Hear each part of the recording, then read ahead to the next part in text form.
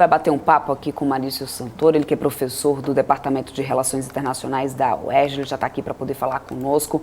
Muito obrigada aqui pela sua companhia, professor, seja sempre muito bem-vindo aqui à programação da BMC News. Muito obrigado, boa tarde. Boa tarde, professor Maurício. Bom, eu quero começar falando sobre as três grandes crises globais que a gente tem enfrentado, né? A pandemia, a guerra, a mudança climática. Como que isso afeta alguns países-chave na política internacional, na sua opinião? Só para a gente começar a destrinchar aí esses temas que, afinal de contas, estão ativamente no nosso dia a dia, né? Bom, essas três crises estão presentes hoje em praticamente todos os países, mas até de maneira particularmente dura nos países do G20, né, nas maiores economias do planeta. E a consequência disso tem sido que naqueles países em que os governos já enfrentavam alguma dificuldade local um pouco maior, às vezes um escândalo de corrupção, um presidente ou um primeiro-ministro inábil, né? Nesses países, essas três crises dos últimos anos acabaram sendo, em muitos casos, a gota d'água e levando a um cenário de explosão de insatisfações sociais, de grandes protestos e da queda de governos. Então, para ficarmos apenas no último mês, nós tivemos as renúncias dos primeiros ministros do Reino Unido e da Itália, do presidente do Sri Lanka e vários outros países em turbulência, né? O Panamá, o Equador, o Peru, a Argentina numa situação econômica bastante complicada, e grandes economias como os Estados Unidos e a Alemanha com um risco muito grande de recessão. Uma China crescendo no menor nível desde o início das reformas econômicas. Quer dizer, por onde nós olharmos hoje, o mundo está vivendo um momento bastante difícil, bastante complicado. E no cotidiano das pessoas, isso se traduz principalmente numa alta global dos preços dos alimentos e dos combustíveis. Quer dizer, itens básicos todos nós usamos muito, não há como escapar dos efeitos dessas crises. Então não é à toa também que ler o noticiário nesses últimos meses tem dado muitas vezes esse sentimento até de uma certa desorientação, de um certo cansaço, né, tamanha quantidade de crises que estão acontecendo ao mesmo tempo. Pois é, o Maurício, e falando mais ainda sobre essa questão dessa onda repentina aí de calor na Europa, né, pelo menos no último final, nas últimas semanas, pelo menos 21 países aí europeus emitiram alerta de calor, né, ao longo da semana, em meio a essas temperaturas aí que atingem o verão por lá no continente. Os termômetros chegando aí a registrar, inclusive a gente relatou muito lá no Reino Unido, registrando aí mais de 40 graus, aí, um recorde para o país, o que trouxe também diversos problemas aí devido à falta de preparo para essas situações, né? Situação que chegou aí a obrigar autoridades a fechar temporariamente, inclusive o aeroporto e também linhas de trem. Considerando esse cenário, né, eu queria que você comentasse um pouquinho sobre essas devastações aí de incêndios nos países afetados e sobre essas mortes, um número elevado aí, essas mortes provocadas pelas temperaturas inesperadas, né? Porque é algo muito inusitado, né, para a região europeia, né, essa situação. O que nós estamos vendo agora neste verão é mais um exemplo dos impactos das mudanças climáticas, mas que estão acontecendo de uma maneira mais rápida e mais profunda do que a maioria dos modelos dos cientistas eram capazes de prever. E essa onda de calor na Europa tem vários efeitos negativos para a economia. Um deles é na questão da agricultura. A produtividade vai cair muito, as safras vão sentir o impacto desse aumento de temperatura, de chuvas mais escassas, além da questão dos próprios incêndios florestais. Um segundo impacto diz respeito à saúde pública. Nós já tivemos um número muito expressivo de pessoas morrendo por causa dessa temperatura muito elevada, né? Insolação, problemas de saúde. E, novamente, os médicos e cientistas ainda estão começando a entender o que um cenário de temperaturas mais elevadas, de maneira mais constante, vai fazer com a nossa saúde cotidiana.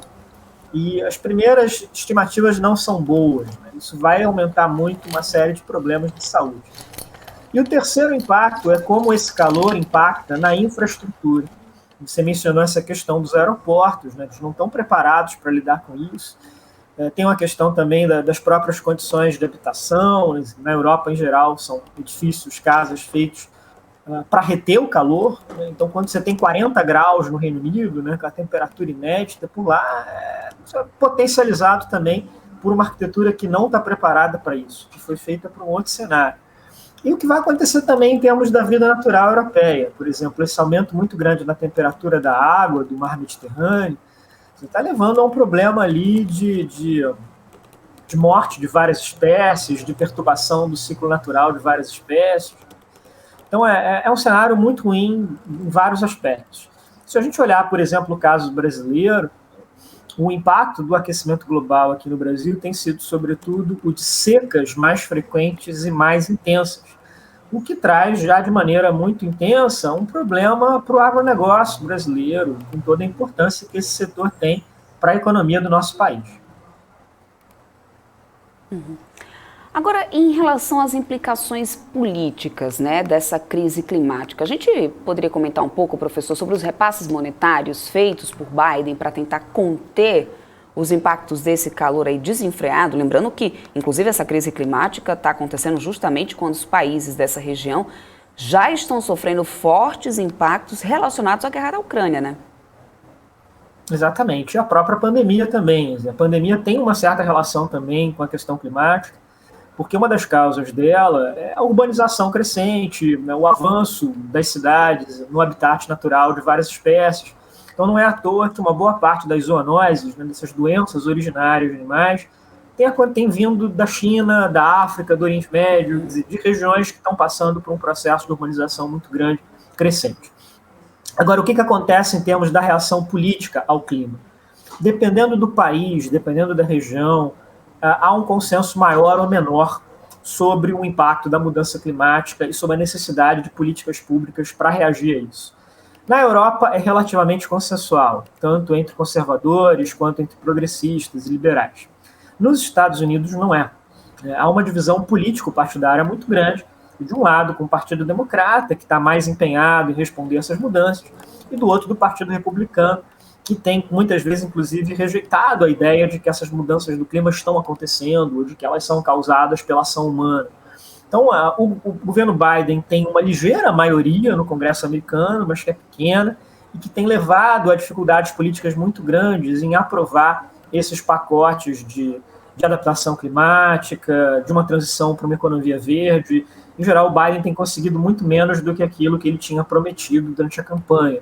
E com relação a isso também há essas contradições, em que de um lado tem essa preocupação em ter formas de energia mais limpa, em migrar para carros elétricos, e do outro lado tem uma população que ainda está acostumada com combustíveis fósseis e que tem pressionado seus governos pelo aumento do preço da gasolina. Então, tanto nos Estados Unidos quanto no Brasil ou em outros países, há um momento ali de um grande uso de recursos públicos para tentar conter o aumento do preço da gasolina ou de outros combustíveis fósseis, como o diesel. Isso tem implicações muito graves para a questão ambiental e acho que isso gera todo um debate perfeitamente legítimo, né, sobre se essa é a melhor maneira de aplicar esses recursos. A gente não está tendo, na realidade, um desvio de recursos públicos para incentivar as pessoas a usarem combustíveis que são pouco eficientes e que, além de tudo, são muito poluentes também. Então, esse é um problema grave nos Estados Unidos hoje, no Brasil, na Europa em menor grau, na China em menor grau. São países e regiões que já têm um compromisso maior com essa agenda de uma descarbonização. Mas, de qualquer modo, esse vai ser um tema político explosivo, pelo menos para as próximas décadas, né? Mesmo que tudo corra muito bem, as ambições ali mais grandiosas são de países adotarem a neutralidade do carbono por volta de 2050. Quer dizer, estarem emitindo menos carbono do que aquilo que eles são capazes de absorver por meio dessas políticas de adaptação climática. O Maurício, inclusive a gente teve uma notícia que a gente acabou de dar, inclusive, que a Rússia dizendo aí que vai restringir ainda mais aí o fluxo de gás natural lá do Nord Stream 1, né, apenas alguns dias aí depois de reabrir parte do gasoduto aí, segundo a Rússia aí, após um período de manutenção, né? E assim aumenta, claro, a preocupação da Europa, principalmente da Alemanha aí, com a possível crise aí de oferta aí nesse período de inverno por lá, né?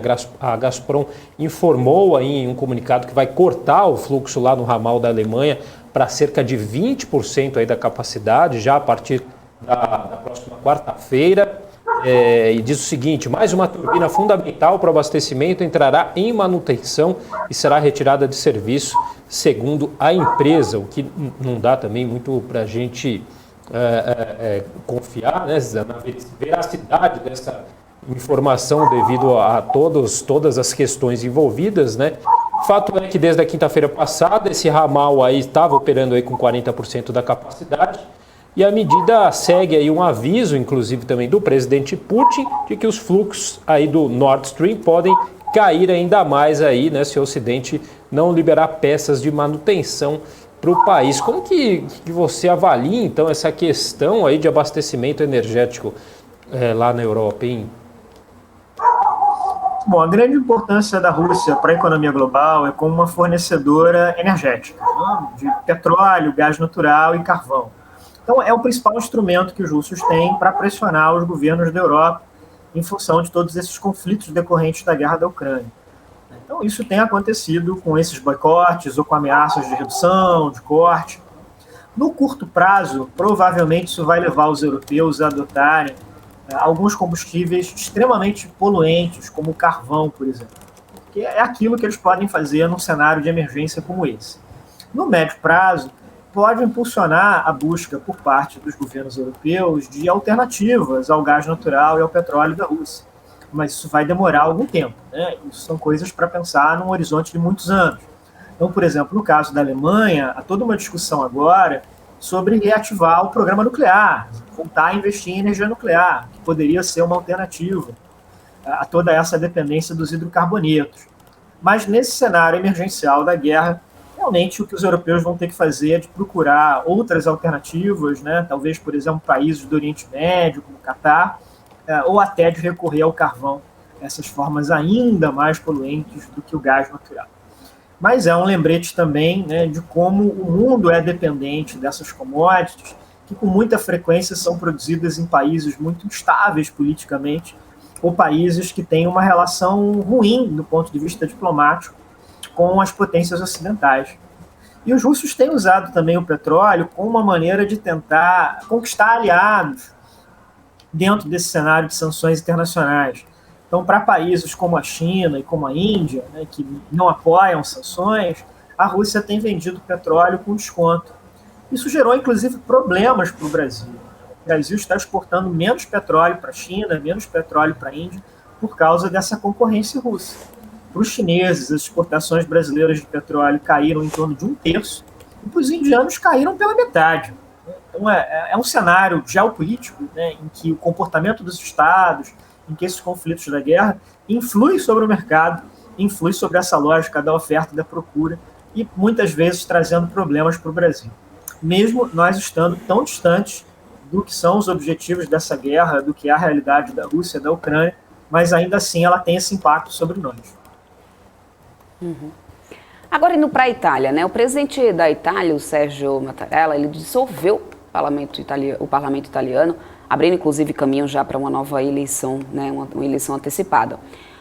Como que se deu essa crise política, para a gente conseguir entender na prática? E como que ela se desenha, levando em conta uma crise também econômica e social, somada a uma inflação que não para de crescer no país? Exato. Bom, o governo Mário Draghi, né, que estava no poder até alguns dias atrás, durou mais ou menos 1 ano e meio. Né? Ele foi um raro momento na política italiana do pós-Segunda Guerra Mundial de um governo de coalizão nacional. O Draghi é um tecnocrata, ele tinha sido presidente do Banco Central da Itália, depois do Banco Central Europeu, e ele teve uma gestão muito importante no Banco Central Europeu naquele momento de crise do euro de 10 anos atrás. Em grande medida, ele foi responsável por ter superado essa crise. E ele foi a pessoa a quem os italianos recorreram, né, os principais partidos, os principais líderes políticos, para tentar uma gestão um pouco mais equilibrada nesse momento dessa tripla crise sobre a Itália. Né, pandemia, guerra, mudança climática. E durante cerca de 1 ano, o Draghi fez um trabalho bastante bom na Itália, vinha conseguindo estabilizar a situação do país. mas ele enfrentou o desafio de gerenciar essa coalizão muito heterogênea. O governo dele caiu porque o principal partido dessa coalizão, que é o Movimento Cinco Estrelas, né, que é um movimento bastante populista, né, na Itália, resolveu romper com a coalizão e levando aí esse cenário de eleições antecipadas. As eleições seriam no início do ano que vem, por um cálculo político-eleitoral de acreditarem que nesse momento eles têm melhores condições. Isso acabou levando ali à queda do governo Draghi. E o estopim para isso foi uma discussão sobre como gastar recursos da União Europeia, bastante vultosos, de quase 200 bilhões de euros, para estimular pequenas e médias empresas na Itália, né, ajudá-las a responder a essa situação de crise. Então, o cenário na Itália agora é o do retorno a uma estabilidade muito grande, né, que o país tem enfrentado nesses últimos anos. E lembrando que vai ser o governo de número 68 na Itália nos últimos 77 anos. Em média, os governos italianos duraram um pouco mais de um ano, né, desde o final da Segunda Guerra Mundial, e essa média aí é bastante afetada pelo Berlusconi, que ficou 20 anos no poder. Né? Então, na verdade, essa duração foi até muito menor do que isso. Então, é um cenário bastante complicado, e a Itália é uma síntese de vários dilemas que acontecem dentro da Europa. Em resumo, a gente tem uma Europa cujos países mais ao norte estão mais voltados para a política de austeridade, mais preocupados com a inflação, e os países mais ao sul, como a Grécia, como a Espanha, com um cenário de mais dificuldades econômicas, de obstáculos para encontrar esse equilíbrio. E esse debate existe dentro da Itália. Ela sintetiza um pouco essas duas maneiras de olhar para a crise, de tentar encontrar isso. O Draghi representava a procura de uma solução por um caminho mais austero, mais moderado, e sabe-se lá o que vem pela frente agora, mas há essa possibilidade bastante grande de uma mudança radical de governo na Itália, inclusive de um governo mais simpático à causa russa, como é o caso do Movimento Cinco Estrelas, como é o caso da Liga, que é um partido de extrema-direita na Itália, né, que tradicionalmente são muito mais céticos com relação à integração europeia e muito mais defensores ali da busca de modelos nacionalistas. Perfeito. Maurício, falar um pouquinho sobre essa relação aí China-Estados Unidos, que inclui Taiwan, né? A gente teve aí o governo da China aí alertando na semana passada aí que tomaria medidas contundentes aí se a presidente da Câmara dos Deputados dos Estados Unidos, Nancy Pelosi, visitasse Taiwan, né? O Ministério das Relações Exteriores da China reagiu aí aos rumores dessa possível visita. A gente teve declarações aí também de um ex-secretário de Estado dos Estados Unidos, aí, o Henry Kissinger, né, que disse o seguinte, que inclusive ajudou a restabelecer os laços aí Estados Unidos e China lá na década de 1970 e disse que o presidente Joe Biden deve ter cuidado aí ao deixar a política doméstica interferir na importância de entender a estabilidade da China, né? Como você avalia essa questão, essa tensão aí que envolve Taiwan? Bom, as relações entre os Estados Unidos e a China estão hoje no seu momento mais tenso, mais difícil, desde a década de 70, quando os Estados Unidos reconheceram o governo da República Popular da China, né, o Partido Comunista Chinês. E Taiwan é uma parte importante nessa relação bilateral. Sempre que a tensão entre Pequim e Washington piora, os americanos se voltam para Taiwan, dão mais valor, dão mais espaço. Taiwan é importante na diplomacia americana, mas é uma relevância que sempre é tratada com muito cuidado. Os presidentes americanos não visitam Taiwan, em muitos casos eles nem sequer conversam pelo telefone com a presidente de Taiwan, por exemplo. Mas isso agora tem mudado, e sobretudo desde o início da guerra da Ucrânia, né, porque existe essa percepção de que aquilo que a Rússia está fazendo na Ucrânia é algo que a China poderia fazer com Taiwan no futuro próximo. Então também uma preocupação americana de mostrar esse apoio para Taiwan, de sinalizar, né, toda essa relevância de Taiwan para a política de defesa dos Estados Unidos na Ásia-Pacífico. Agora, essa viagem da Nancy Pelosi, se de fato ocorrer, pode dar muito errado. Ela está sendo rejeitada na China de uma maneira fortíssima, tanto pelo governo quanto pela sociedade chinesa, está sendo vista como uma interferência americana em assuntos domésticos da China, e mesmo dentro dos Estados Unidos, ela tem causado uma certa discussão entre os especialistas em política externa, porque muitos acham que é um gesto desnecessário, que não vai trazer nenhum ganho, nada de positivo para os Estados Unidos, e vai agravar uma situação de conflito, de tensão com a China, que já é muito alta, que já vem ali bastante piorada. Agora, no mês de outubro, vai acontecer o congresso do Partido Comunista Chinês, na qual vai ser escolhida a cúpula do partido pelos próximos anos. Com toda a possibilidade, esse congresso vai confirmar o presidente Xi Jinping para um terceiro mandato como presidente. Isso seria algo inédito desde a morte do Mao Zedong. Nenhum presidente chinês ficou mais do que 2 mandatos. Tinha ali uma exigência constitucional, um limite, né, para essa permanência no governo. O Xi Jinping alterou isso, então, teoricamente, ele pode ficar na presidência até morrer. Mas, então, um terceiro mandato seria algo inédito. E também é um congresso que vai anunciar quem vão ser os dirigentes do partido pelos próximos anos, né? Os líderes provinciais, o novo comitê central. Então, também é um acontecimento para se acompanhar com atenção.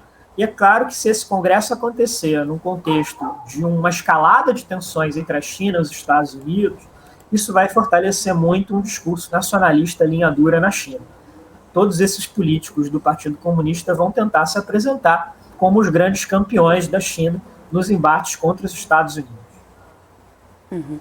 Então, professor, o senhor acredita que realmente uma visita, né, da Nancy Pelosi lá a Taiwan, isso seria realmente um tiro no pé? Aliás, é só lembrar que ela também, na semana passada, né, a Nancy Pelosi testou positivo para a Covid-19, acredito até que não deve ter até então nem data certa para que isso aconteça, mas a opinião pública realmente vem trazendo uma expectativa muito negativa relacionada a essa decisão aí da Nancy Pelosi, né? Provavelmente, se ela realmente fizer a viagem, vai ser uma viagem popular na opinião pública americana, mas ela vai causar divergência entre os especialistas. Então, o cenário político nos Estados Unidos hoje, uma das poucas coisas que os democratas e os republicanos concordam é de que a China é um problema para os Estados Unidos. Que a ascensão chinesa representa um desafio para a segurança americana, para o desenvolvimento econômico do país, né? E a Nancy Pelosi representa a Califórnia no Congresso, que é um estado cujas relações com a China são particularmente fortes, em especial pelo Vale do Silício, pelo setor de tecnologia. Tem uma comunidade de imigrantes chineses particularmente grande na Califórnia, né? Tem muita coisa complicada nesse cenário político e que pode ser muito abalada por essa viagem, pode ser muito atribulada com relação a isso. Mas, ao mesmo tempo, também tem esse cenário em que é interessante para os políticos americanos se apresentarem também, né, assim como suas contrapartes chinesas, como expoentes do nacionalismo, como defensores dos Estados Unidos diante de uma ascensão chinesa. Isso está acontecendo em outros países desenvolvidos também, particularmente no Reino Unido, onde esses candidatos ao posto de líder do Partido Conservador, de primeiro-ministro britânico, também estão competindo entre eles para ver quem tem o discurso mais crítico com relação à China. E não era assim há 2 ou 3 anos atrás, né? Quando os britânicos aprovaram o Brexit, por exemplo, havia ali todo um discurso sobre a importância do mercado chinês para as exportações britânicas, como era necessário também para o Reino Unido encontrar ali um caminho para negociar com a China. Quer dizer, esse cenário das relações da China com os Estados Unidos e com a Europa estão ficando piores, mais difíceis desde o início da pandemia. Uhum.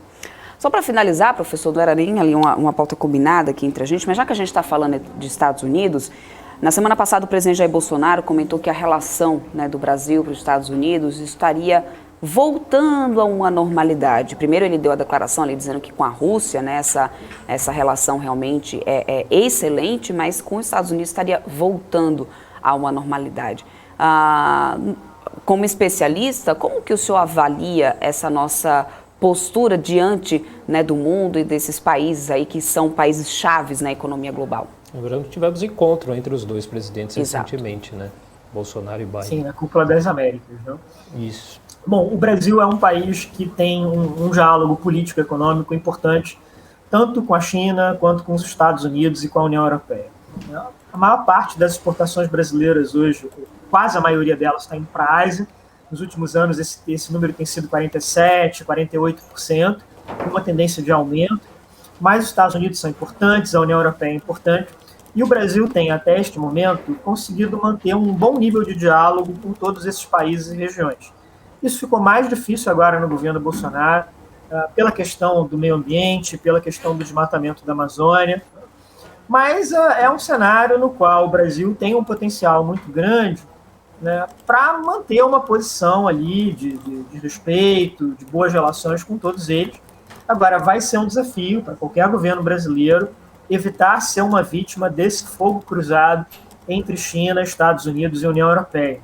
Quer dizer, essas tensões envolvendo Taiwan, envolvendo a Ucrânia, não envolvem ali grandes interesses nacionais brasileiros. A questão brasileira é a questão do comércio, dos investimentos, da busca pelo desenvolvimento econômico. Mas é claro que é relevante para nós no Brasil ter um cenário de paz, de estabilidade global, em que os conflitos entre as grandes potências sejam resolvidos de maneira pacífica. Não é bom para o Brasil esse cenário de crise, de instabilidade, de uma guerra envolvendo a Rússia, do risco de uma guerra entre China e Taiwan. Nós ganharíamos muito mais com um mundo de regras mais previsíveis. Então, esse vai ser um enorme desafio para a política externa brasileira nos próximos anos, em particular por essas contradições brasileiras de nós estarmos ficando mais dependentes da Ásia, ao mesmo tempo que as nossas relações culturais e políticas são tradicionalmente muito mais fortes com os Estados Unidos e com a União Europeia. Então, como é que a gente vai lidar com esse novo cenário global? Perfeito, professor. Quero muito agradecer a sua participação aqui conosco. Muito bom poder ter, né, uma visão aí sobre, né, esse cenário externo que vem realmente, né, sendo bastante movimentado nos últimos meses, nos últimos tempos. Muito obrigada mesmo. Espero poder contar com o senhor mais vezes aqui na nossa programação. Obrigado, professor. Sempre um prazer. O que eu puder ajudar, estou à disposição.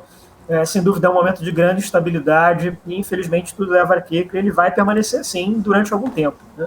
Nenhuma dessas três crises, pandemia, guerra ou mudança climática, tem uma solução rápida e fácil. Tá certo, Felizmente, professor. Fato. Maurício Santoro, professor do Departamento de Relações Internacionais da UERJ. Obrigado pela participação, hein? Um grande abraço.